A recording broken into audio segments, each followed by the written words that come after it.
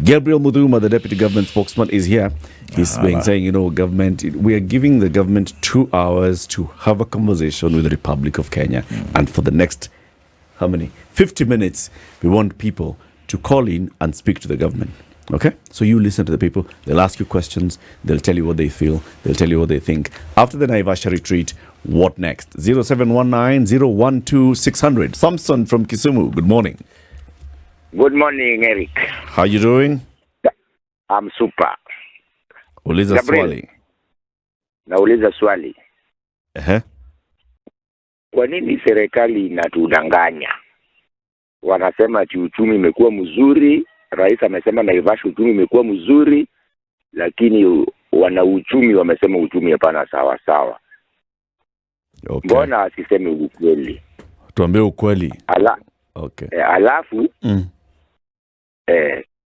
Ruto atakuwa mtu ya kwanza kukuwa one term president, na hiyo mupeleke kwa Ecobank, hiyo maneno iwekwe huko, tutaongea 2027 September. Samson, thank you. Anto, good morning.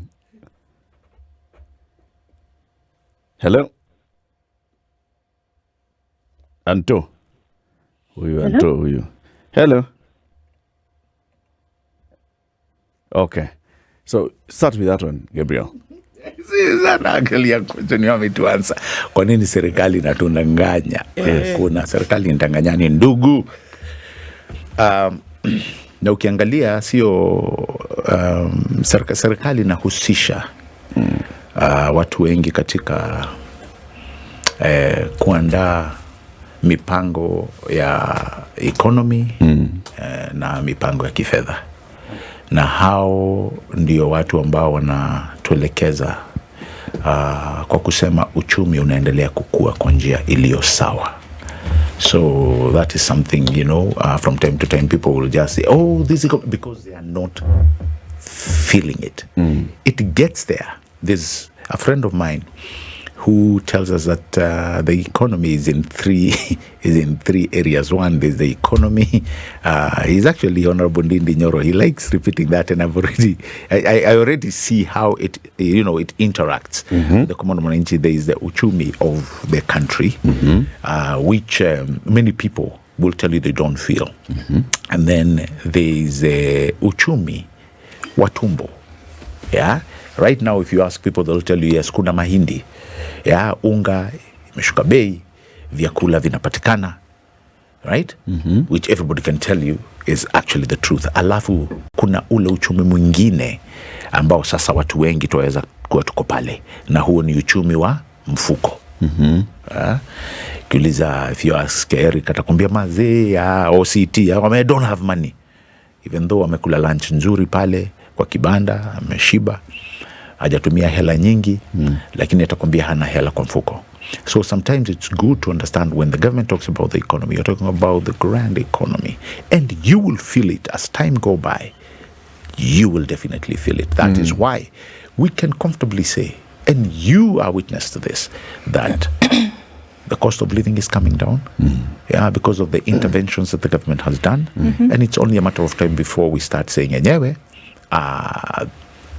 things like subsidizing production are really paying off. And at the end of the day, trust you me, hata mwanzangu aliye kule Kisumu, itakufikia pia. From a reflection that you had in Naivasha, I'm sure there are many reports of, this is what we are seeing, this is what's happening. What is the current situation in terms of food production? Are we seeing impact of the subsidized fertilizer in terms of harvests? And what are we looking at in terms of numbers? Definitely. And this, again, I can tell without fear of contradiction.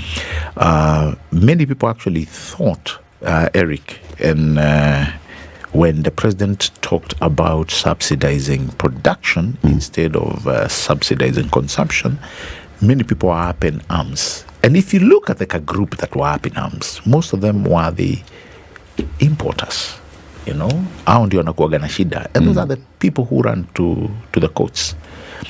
But by and large, that program went very well. Ask everybody who's a farmer. They will tell you there has been significant change, and that is the truth. For the first time in the history of this country, Wajir, na nataka uulize wabunge waliokula Wajir, watakwambia they can feel the effect of subsidized fertilizer. Subsidized fertilizer. How so? Kuna chakula kule Wajir, kuna chakula kule. Juzi tu tulikuwa tumeenda Wajir kupatiana chakula wakati wa mafuriko. So what are we saying? So for example, let's use Wajir as an example. Yes. How many bags of fertilizer went to Wajir? How many farmers? Data I may not have with me right now, but I can get it for you. Okay. Yeah. Or then what overall picture are we seeing from Wajir? Are we saying that Wajir is now producing maize, or is it beans? What are they producing? Last I heard, and that we can attribute directly to fertilizer. Last I heard, in fact, was I was discussing with an area leader from Wajir, and they were telling me, and I hope and I pray the information they gave me were correct, is that mashamba yao, they now have food. And so just taking cue from what such an area that we've always, we've known them to be begging bowl when it comes to matters food. Kukiwa na kiangazi tunawapa chakula, kukiwa na mafuriko tunawapelekea chakula. It's to say that there is something that is working. So I'll get those numbers actually because I know for sure they will mean a lot to you, and I'll forward them to you. Okay, let's go back to the phone lines and see whether we can hear Benson. Hello. Benson, good morning. Morning to you. How are you doing? Fine, thank you. All right, speak to the government spokesperson, the deputy government spokesperson. Yes. You have a question? I have a question. Okay, go ahead. Regarding splitting. Gideon unasalimiwa. Gabriel, shukran sana ndugu. Yes. Regarding splitting. Okay, who are you? Spokesman. Malik, good morning. Yeah, morning. Yeah, Eric. Yeah, please. Yeah, can you ask him? I'm calling from Canada here, Saskatchewan. He can hear you from Saskatchewan. Okay, thank you. Yeah, so here, we don't have a consulate or, Kenyan embassy here, unlike, any other African countries. Mm-hmm. And especially, when we want to access, especially any surface, especially right now, my passport, got expired, and it's really forcing me, I have to take a flight from here, Regina, all the way, to Ottawa. Mm-hmm. Yeah, so it's like, and especially if you look at other countries like Nigeria, Ghana, they do have, a consulate here, even some other African countries, they do have embassy. So, and it's, which means, we have to incur a lot of expenses, to and fro. Please, can you ask why we don't have, consulate here? All right. How long have you lived in Canada, in Saskatchewan specifically, Malik? Oh, bro, yeah, I've been living here almost now 7 years. All right. And your passport is now expiring? Yeah, already it got expired. Yeah, because we normally do online, but after you do online and everything, they always ask, you have to go physically. They have to see you, and physically. There is that interview which is going on, and they will not allow through online, which means physically you have to go and visit them. All right. He's heard you. He's going to respond. Thank you, Malik. All the best. James in Nairobi, good morning. Good morning to you, sir. Speak to Gabriel Muthuma. I have a question to the government spokesman. Mm-hmm. One is that I'm not new in Nairobi Nyai House, and I can honestly say that there is a section which was previously known as the foreign national section, where foreigners used to collect passports. Now, that is the section which I understand the current passport machine will be fixed, and everything will be okay concerning the backlog. Now, from the inside information I have, having visited there personally, the place is still under construction. So the government spokesman should please tell the Kenyans the truth. Question number 2. Okay. The government says that the economy is growing. The basic thing to know whether the country is going in the right direction is just the exchange rate. And you've seen recently there were some fluctuations from 160 to 130, but now it's 143 to 150. So this economy growing, is it growing on trees or is it growing abnormally? I don't understand. Please, can you tell us? Thank you, James. Thank you. Dr. Mike. Hi, Latif. How have you been? It's been a while. Happy New Year. How are you doing? Been a minute. I'm doing well. Very good. Are we questioning this Muthuma on passports only? Ask him whatever you want to ask him. That's a foregone conclusion. Let him stop all these stories. Efficiency requires that I come to Nyayo House and I apply for my passport, and in 2 weeks I get it, the way it used to be in the Uhuru regime and the other regimes. So all these other stories are just details. Let him spare us time.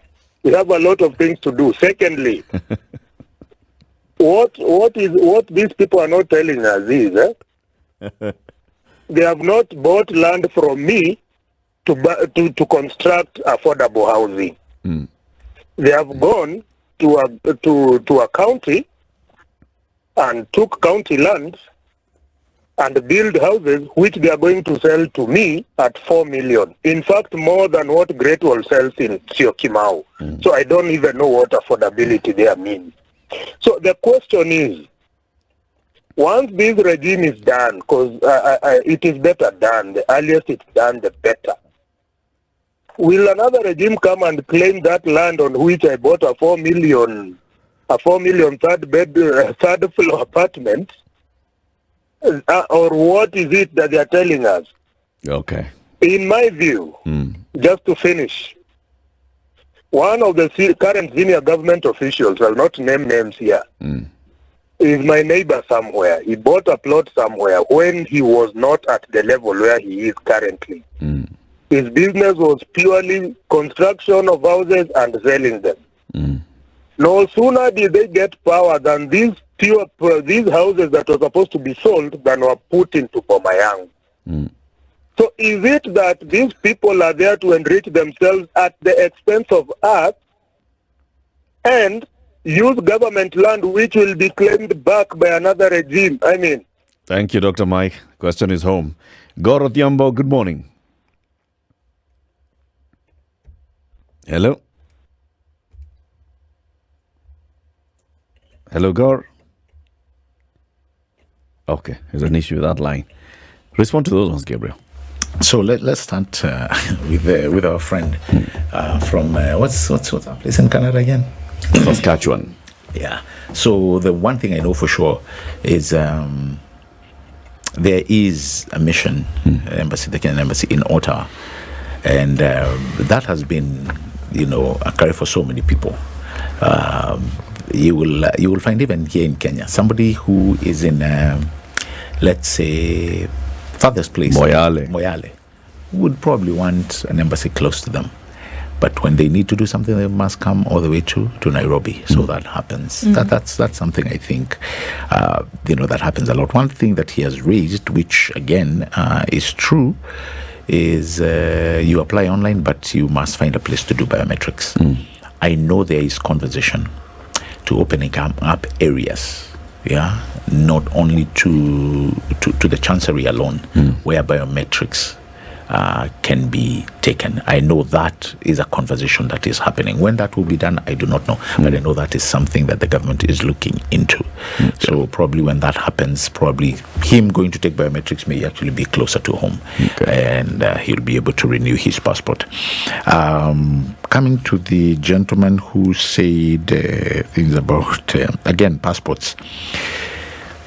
I don't think there's anything much I can add on that. Let us wait and see and follow the directive of the cabinet secretary. He has a bird's eye view of what is happening, and I can guarantee you, like I've told you, he gave a commitment that things will start shaping up. There's somebody who still does not believe, and I sort of asking that question, who does not believe that the geopolitics actually really played into the global distortion of supply chain. The supply chain.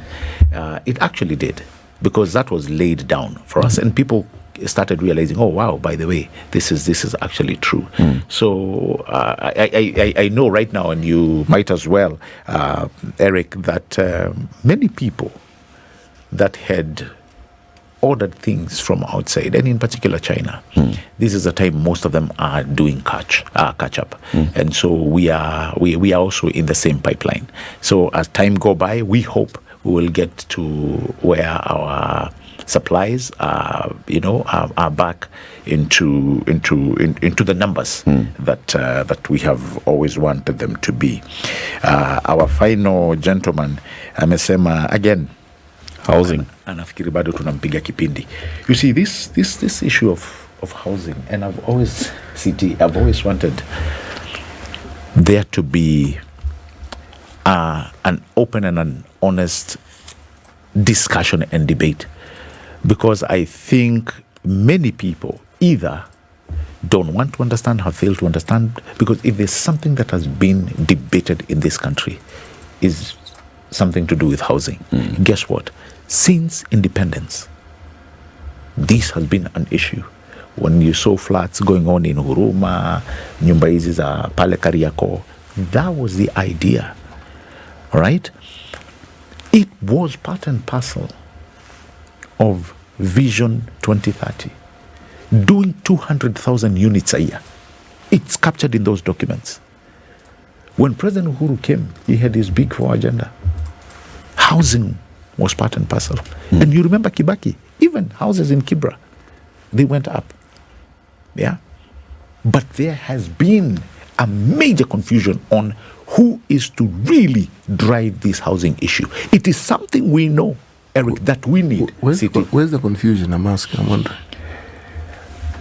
Like the ones in Kibra, you remember, when it was done, what was serikali back then? Au ndio alianza kukimbilia.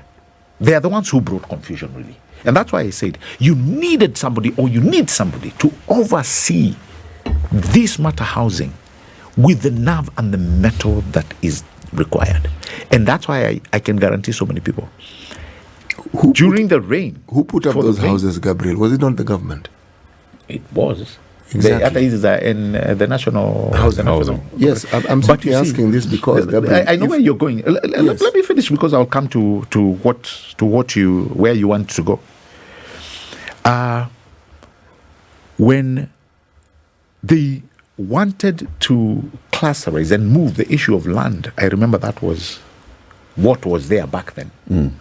And the corruption notwithstanding, or who needs to get the house, because you needed to pay a hefty down payment, and you could pay on many homes, yeah, which people are saying were low cost, but the people who ended up owning them, yeah, were people of means.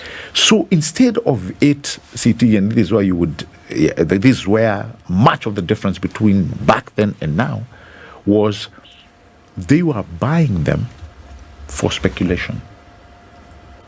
Back then. Now it's very different.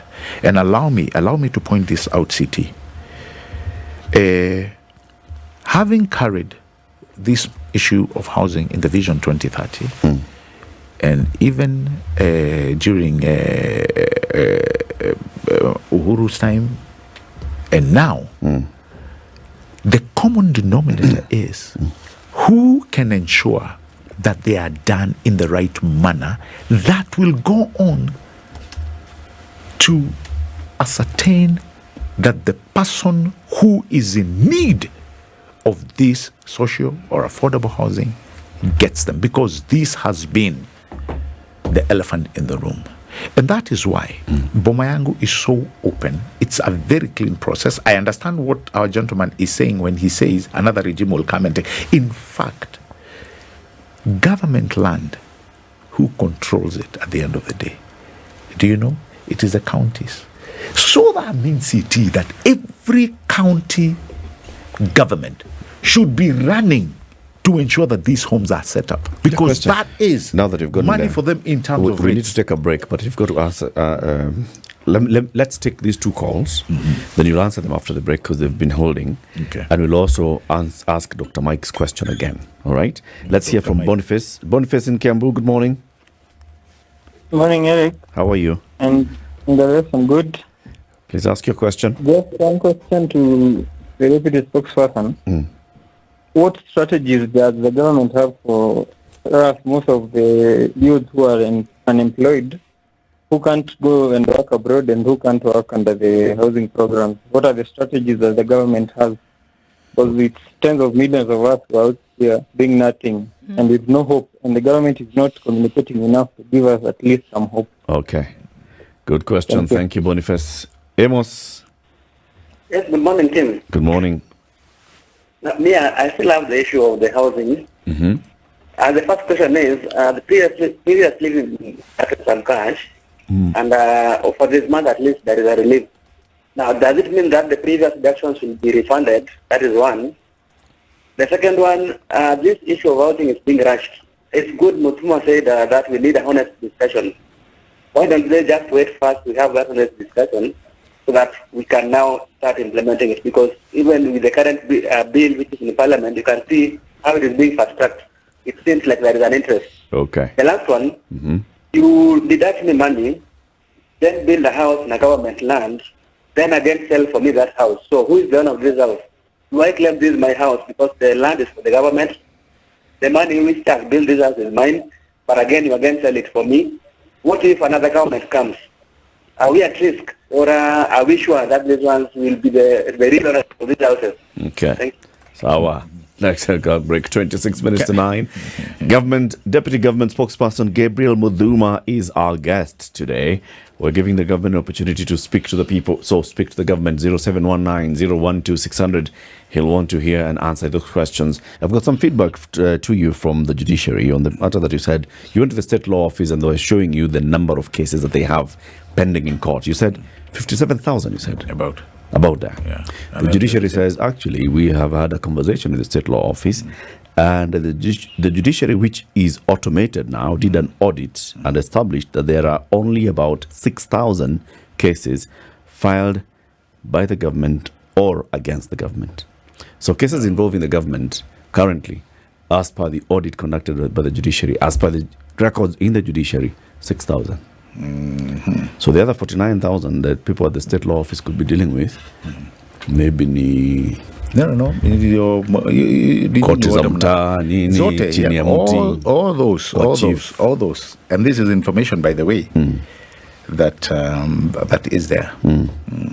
So they're saying that, they have we've been having a Justice Thursday conversation here. There's a digitization process. There's a digital case management, case tracking system that just shows the cases that are live. About 6,000. Okay? Waache kuhesabu files. Zingine zilifungwa. Hawajui. Okay. So the questions that were asked on regards to housing. So Dr. Mike's question was on this particular issue of the transfer of ownership. So the land is public land being controlled by the county government. Then the national government and the county government get into a partnership to construct the houses. A private developer comes and puts up the houses. The private developer sells you the house, or in conjunction with the government, sells you the house as a private individual to own the house. So what is the process of transferring or converting this land from public land to private land? And the question that Dr. Mike is asking is those ones of, if a government came in 20 years from today and said, you know what, all the records at the land registry and the ministries and everything show that this is public land. This thing that you're saying that you bought this land to do boma yangu, to do affordable housing, forget it. That's not true. Let me ask you a question. Ask. Which primary school did you go to?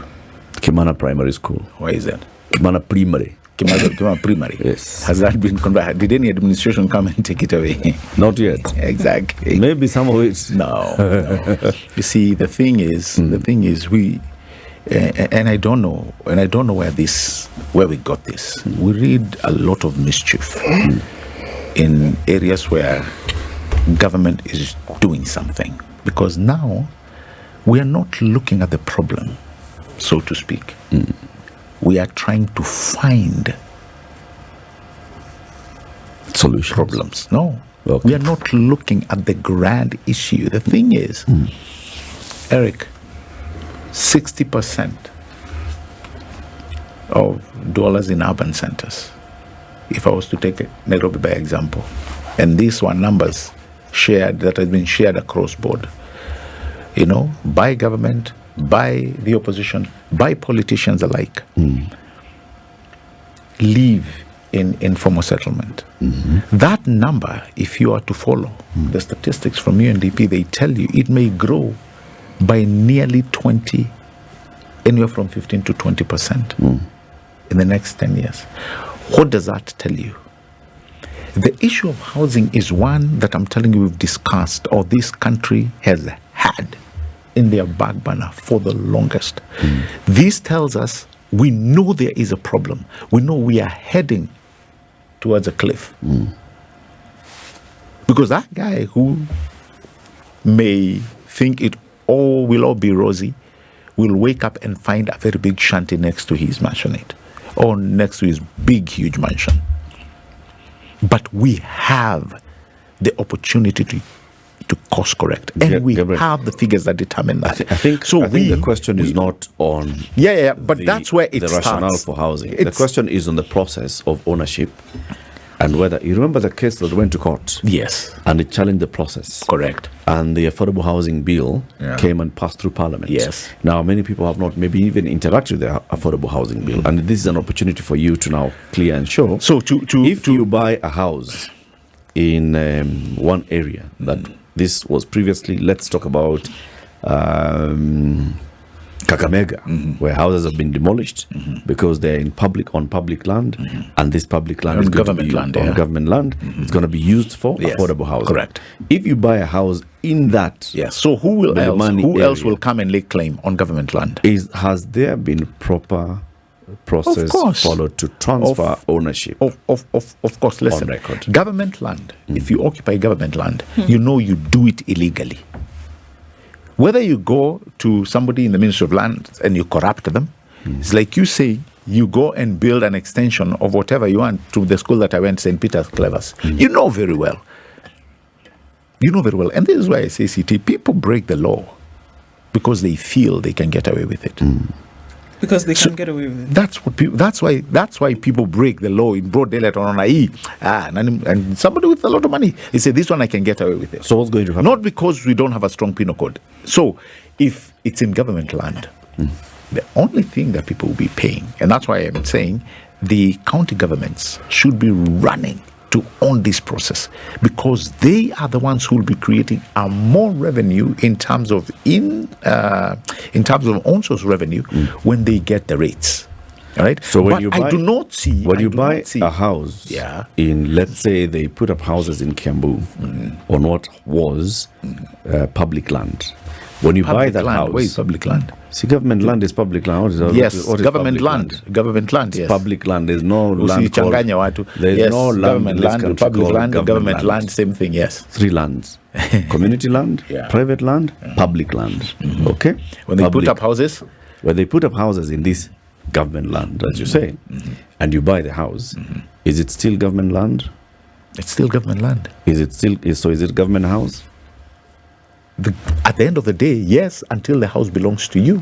So once you're done, the house will belong to you. It's the same way. It's the same philosophy. It's the same methodology you use when you buy. Don't you buy like what do you call it?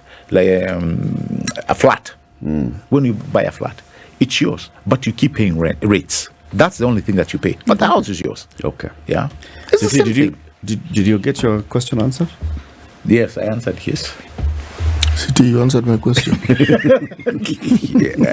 I answered his question. There's a guy who asked the strategy on employment. Yes. And here again, you have to give it to government for opening all the areas and the avenues that they are really trying to ensure that Kenyans are able to go out there and make a living. So what's the strategy? One, there has never been a better strategy than one where you make a country become a haven for investors, people who want to come and set up shop, tourists who want to come and visit, ensuring that there is enough security, like what we were talking earlier on, ensuring that there is enough tranquility, that people can come and find what they're looking for. A country like ours, and in Nairobi, being voted among the places that one needs to visit in 2024, what does that do for us? It opens up avenues for government to put its best foot forward, which we are doing, to ensure that we receive as many visitors who come in, as both investors and tourists, to ensure that hawa vijana wetu ambao hawana kazi na ajira wameweza kupata kitu cha kufanya. And by the way, when investors come, when they set up shop, who do you think they'll employ at the end of the day? You know, and hata hawa watalii wanapokuja, it's quite an involving process, because whatever they bring in, I was giving somebody an example, and this one is good to hear. Somebody was telling me we need to understand, and they are our neighbor, somebody from our neighboring country. This was a funny thing. Very small country. And they were saying, listen to this. They were saying, we need to understand how to sell our country. They said there are in techno groups where they will say for the next 3 months, we are going to tweet or in our social medias, visit country XYZ, visit country XYZ. And for those 3 months, that's all they are doing. No bashing, sijui kumeenda nini, sijui kunini, sijui barabara zetu, sijui somebody is throwing stones. No. And that has created a serious domino effect, because they understand how things are. This mtalii comes, they are buying a cup of coffee. Who is the farmer who needs that kahawa? Yeah? Who is the person who goes to prune? All those people are in the chain. When they come, the hotel they go to, the person who is serving them, all right? Yeah, the person who supplies onions, the person who supplies food, it's an entire ecosystem of commerce that they have understood how to make it work. Okay. Yeah. So was it Boniface or was it Amos? The person who called and asked, what is the strategy for the youth that's the that strategy. are jobless now? Unemployment, yeah. So what is it? So I've told you the number one. Attract investors, attract tourists. Yes, like any government. That is how. You see, government does not in itself employ. Exactly. Okay. Iwezi employ kila mtu. So what they must do, and what we are succeeding in doing, is creating that conducive environment. This has been the strategy of successive governments since independence, and in fact, in 2003. So you're saying it doesn't work? Is that where you're heading to? No, I'm saying there's nothing new that you're saying. No. Is that where you're heading to? Because the strategy for employment and wealth creation that was rolled out by the NARC administration, Anyang' Nyong'o was a minister. Was what? It was the same. Employment opportunities, wealth creation, attract investors, have a conducive environment, make it easy for people to invest and create job opportunities in this country. Ili vijana wetu wapate nafasi za ajira. That is the work of government. That kijana that was called hata huyu anasema ati hata huyu anasema hawezi taka kuajiriwa katika huo mfumo wa manyumba. Trust me. They may not. No, you see. No. You see, that's how you look at it. And again, help Eric understand. Does not mean that you need to be. Does not mean that you need to be on site. To do what? To be employed by the housing in the housing program. But me and you, we can buy a truck. Just to huko we hustle, we get some small money or get a loan. What do we buy? A truck. We buy a truck. Okay. Where are we carrying going? Sand. Okay. Where are we going? Carrying sand. Mchanga. You deliver to the housing project. Okay. There you go. And you get paid. So we enter into business. This is an unemployed. Okay. No. Don't look at it that way. No. You see. I want to this is the thing, because it's very much brick and mortar, Gabriel. Because an unemployed youth who cannot work at the housing cannot work, can buy a truck. But can buy. No, you see how you made it big. You see, I like the way you guys and this. Don't tell tell me, see now. Uncle, wait, this is see. now when I say bashing, Wait. this is exactly what I mean. No, it's a I give you simple I give you a very simple example. See. I am not saying that this guy goes and get this huge loan. No, I'm telling Gabriel, baby steps. I beg. Baby steps. I'm begging you. How many chairmans? No, I'm actually How many begging. people? Let me go. Please, I'm How begging. many I have a people? question. How many young people? please, How many young Gabriel. people? Wait for the question. Wait, me ask because I know where she wants. No, No. you don't I gave her. know. I gave her a very simple, simple I just have baby a step question. idea. This one- She jumped. What did she tell me? A youth who sort of like buying a lorry. Okay, no, let me You ask lost you. Okay, people. sorry. Okay, go teacher. Don't be angry. I'm See, not angry. see, you said this establishment. It was Remember, Amos. it's an example. I'm giving you a Yeah, very but subtle you know, with example. every example, then Yeah. one must ask you, because we are here at point A, we're trying to get to point B. Sorry, Wait. you're not allowing me to answer. Wait. I ask my question. Gabriel, your mic is off. Wait for the question. You can't put See, me on. as we're trying to go from point A to point B. the vessel that you use is very important, because here you've given somebody an option. It's an example, right? It doesn't matter what example, whatever example that you give, also the intricacies need to be explained. Yes. This young gentleman has called in, Amos Abi. He is an unemployed youth in Kenya, doesn't have the option of going outside the country because of 1, 2, 3, for those who can't go, right? And whatever example you will give him, they will ask you the channel that you used to get there. Is there relevant infrastructure to guarantee that that option can be used? Whatever it is. Correct. You've said we can buy a truck. The infrastructure that would be set up for this young man to get access to a loan, or should he come to your office and say, Gabriel, let's do this work together? No, See, wait, I was wait, giving you an wait. example. Exactly. And necessarily And not I'm to the young saying, man who called. I was just giving you. wait Okay. now. It was a broader example. I need you to get that. Now, what I'm saying is, and that's why I'm going here, the implementation of infrastructure to make these processes then available to all these Kenyans who may need it is important. And I think that's now when we look to government, because we know, Yes. one would hope, that it's actually not your job as government to provide jobs. It isn't. Correct. But the environment to be made conducive Exactly. for these things to happen. Exactly. And that's why when you give the example of a truck, when you give the example of technological skills that you can do on a computer somewhere, Correct. is the environment conducive? Is government doing everything possible, necessary Of course. to make sure We are that these talking things about- happen Do today? you know, as we speak right now, and do you know as we speak right now, there are so many guys who are working abroad, in international companies while sitting at home, just because they have access to the internet. Yeah. We've heard that. Yeah. No, you've heard. I'm telling you, there is. Yeah. The example, again, I can give you another small example. I know people who had nothing 2 years ago. Right now, that person has hustled using the hustler fund here and there. Kujimudu to taking this, converting into this, selling this, getting involved in, and this is good business. Today they have a boda.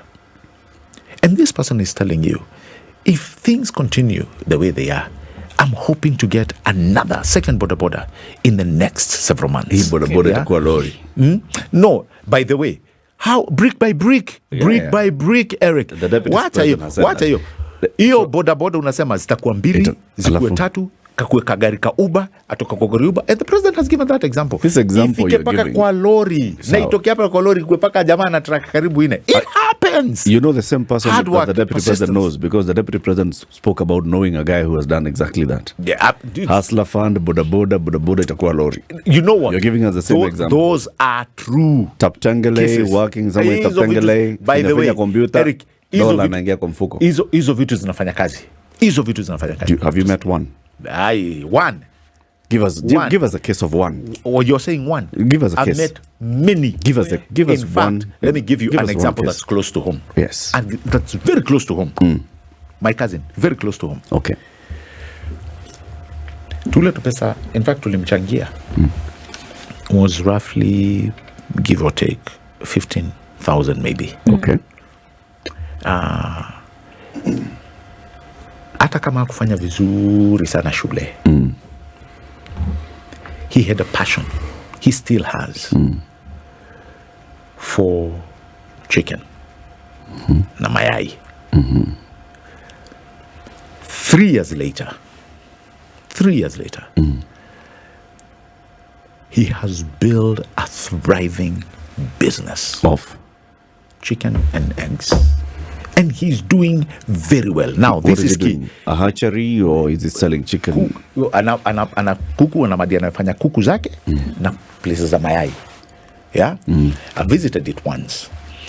This is the thing. He has not employed so many people, but he has employed 2 people. Right. Just 2. But he's able to offer them sustenance. So, when he tells me, ati we, aka kitu tulianza, niambia, in the next, and he keeps saying this, and he repeats it, in the next 5 years, ukikuja hapa, takuwa na pick up. Is there any reason not to believe that young man? Because I know he's hardworking, he is persistent. He didn't go. This one I'll tell you, and yes, I know he will allow me to say it live on TV. He did not reach where many of us reached in education, but he had passion for something, and he has used what he has, the knowledge, the new skills that he has acquired. So today, if you see him walking in the villages, anakaboda kake, you would not say this was the same guy who looked really. You're speaking hopeless of the resilience of many Kenyans, and also the opportunities, the industry of many Kenyans, the ingenuity of business of many Kenyans, and also let me tell you something very quickly. Bring government into his story, very quickly. Let me tell you very quickly. The area, how far he used to take Maizake. When the road was finished, because angeenda mbali, never used to go far. Right now he goes to the 5th shopping center, na ile kitu anatumia kutransport mayai zake zinafika zikiwa salama, nyingi hazijavunjika. Hiyo barabara ilitengezwa na nani? Thanks to the road. Yes, that is even not only him. So many farmers today, they will tell you that my produces are getting to the market on time because this road has actually come to help me. Many passengers will tell you that I'm able to get home faster than it used to long back in the day. Wakilingana nikigonga potholes. Watu wa matatu wako pale watakwambia. Watu wa matatu watakwambia hapa hiyo barabara tungepita. Gari lilikuwa linavunjika every day. The thing I find fascinating is how the government expects us to thank them for doing what they're supposed to do in the first place. I find it fascinating. Now that's government bashing. What if they didn't do it? You'll still bash them anyway. No, they have to do it. It's not that they should. So you're paying taxes. What if we didn't pay taxes? They have to do it. But you know, Yes. OCT, as much as I would agree with you, the government does what needs to do. There is also the discipline of ensuring that things are done. Thank you. Thank you, Gabriel. Thank you. We hear you. Mkiongea hivyo kuhusu serikali once in a while, tutakuwa tunaongea vitu nzuri sana. We praise the government all the time. Like today we have dedicated 2 hours of talking positive things about the government. Thank you. And you need to continue. Continuing to do that by demanding accountability for the things that it has not done. Somebody has told me those cases are active. There are many, but they're active. 57,000. 57,000? Yes. Active cases. This has been a 2-hour conversation with the government. Deputy Government Spokesperson Gabriel Muthuma has been our guest. This is the Situation Room, the only way to start your day.